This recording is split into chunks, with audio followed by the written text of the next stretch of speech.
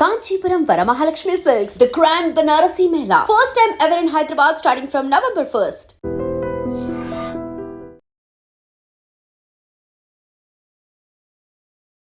ఇప్పుడు by election నేపథ్యంలో మీరు ప్రజల్లోకి వెళ్తున్నారు. ఇప్పుడు ఎలక్షన్ టైం అని కాదు కానీ ఇంతకు ముందు నుండి కూడా మీరు ప్రజల్లోకి వెళ్ళి వాళ్ళ కష్టసుఖాలు తెలుసుకొని ఇవన్నీ కూడా చేస్తున్నారు కదా. ఇప్పుడు ఈ టైంలో ఎలాంటి ప్రాబ్లమ్స్ వాళ్ళు మీ ముందుకు తీసుకొచ్చారంటే ఏం చెప్తారు? అంటే ఎక్కువ ప్రజలలో బాగా చాలా బాధాకరం ఏంటంటే అత్యంతంగా హైదరాబాద్లో ఉన్నటువంటి స్లమ్ ఏరియాలు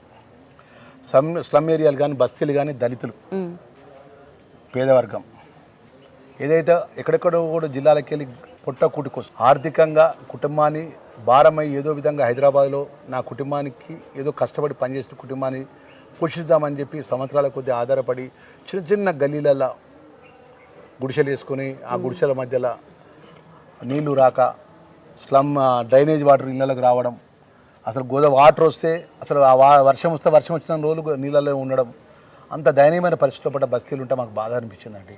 ఎందుకంటే మేము చాలా కష్టపడి వచ్చినటువంటి ఒక కార్యకర్త నుంచి ఒక సామాన్య కార్యకర్త ఈరోజు ఇక్కడికి వచ్చిన నేను బస్సులలో తిరుగుతుంటే ఈరోజు 9 సంవత్సరాలు మన తెలంగాణ రాష్ట్రం ఏర్పడ్డ తర్వాత అప్పుడేమో ఉమ్మడి ఆంధ్ర రాష్ట్రంలో ఉమ్మడి ఆంధ్రప్రదేశ్ తెలంగాణకు వివక్ష చూపెట్టిండు. మన రాష్ట్రం మనం పరిపాలించుకుంటే మన ప్రాంతం బాగుపడుతుంది, మనకు అన్ని విధాల మేలు జరుగుతుంది అనుకున్నాం. మన ప్రాంతానికి సంబంధించినటువంటి నాయకులు ఏం ఆలోచించినారు? వాళ్ళు ప్రగతి భవన్లు కట్టుకుందామా, ప్రజాభవన్లు కట్టుకుందామా, ఫామ్ హౌస్లు కట్టుకుందామా, వాళ్ళకు విలాసవంతమైన జీవితాలు చేద్దామని చెప్పి ఆలోచించారు. కానీ హైదరాబాద్ మహానగరంలో ఉన్నటువంటి పేదవాళ్ళకి సంబంధించినటువంటి వారిచ్చిన మాటనే 2 BHK డబుల్ బెడ్రూమ్ కట్టియాలి కదండి. వాళ్ళు ఇచ్చిన మాటే కదా ఎన్నికల లోపల.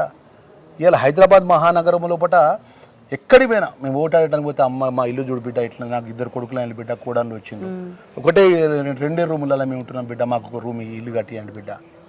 ఒక దగ్గర బిడ్డ మన తాగటానికి నీళ్ళు వస్తలేవు బిడ్డ, మా నీళ్ళ పరిస్థితిలో చూడు బిడ్డ అంటుంది. ఒక తల్లి చూసుకుని వీడియో చూపి పెడతాం, మన వర్షాలు వస్తే బిడ్డ నా పిల్లల్ని తీసుకొని మంచం మీద కూర్చున్నాం సార్, నీళ్ళు మొత్తం డ్రైనేజ్ వాటర్ మొత్తం నా ఇంట్లోకి వచ్చినాయి సార్ అని చెప్పి అంటుంటే బాధ అనిపిస్తుంది మాకు.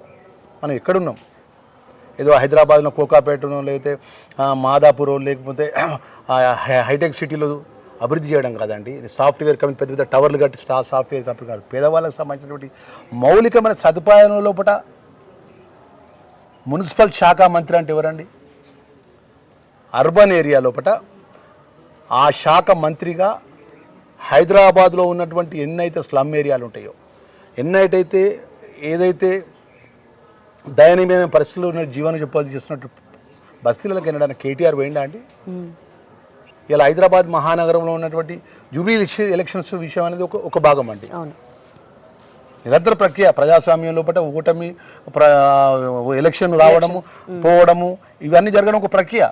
కానీ ఇలా మేము గ్రామీణ ప్రాంతంకి వెళ్ళి ఒక ప్రజాప్రతినిధికి ఎన్నికై పార్టీ చెప్పినటువంటి ఏదైతే బాధ్యతలపై చెప్తే ఆ బాధ్యతల పరంగా బస్తీలలో పోతే ఆ పరిస్థితి ఆ విధంగా ఉన్నది. షేక్పేట పోతే ఉండటానికి అక్కడ బస్తీలో మాకు ఇండ్లు సరిగా లేవు, పక్కన పెద్ద పెద్ద టవర్స్తో ఇండ్లు ఉన్నాయండి.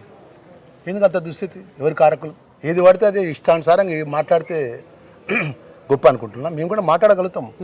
మేము కూడా రేపు 11వ తారీఖు ఎన్నికలు అయిపోయిన తర్వాత ప్రతి నెల మేము బస్తీలలో తిరుగుతాం. హైదరాబాద్లో ఉన్నటువంటి మా దళిత వాడలు కానీ, మా గిరిజన వాడలు కానీ, మా బలహీన వర్గాల వాడలు కానీ వెల్ఫేర్ మినిస్టర్గా 100% నేను ప్రతి బస్తీ తిరుగుతా.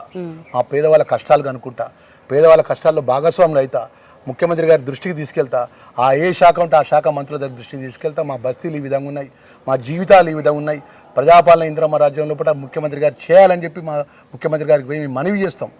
యాజ్ ఎ మంత్రిగా నేను రిక్వెస్ట్ చేస్తా, ఖచ్చితంగా చేయాలి సార్ ఇవన్నీ అని చెప్పి. అది నా బాధ్యతగా ఇవన్నీ.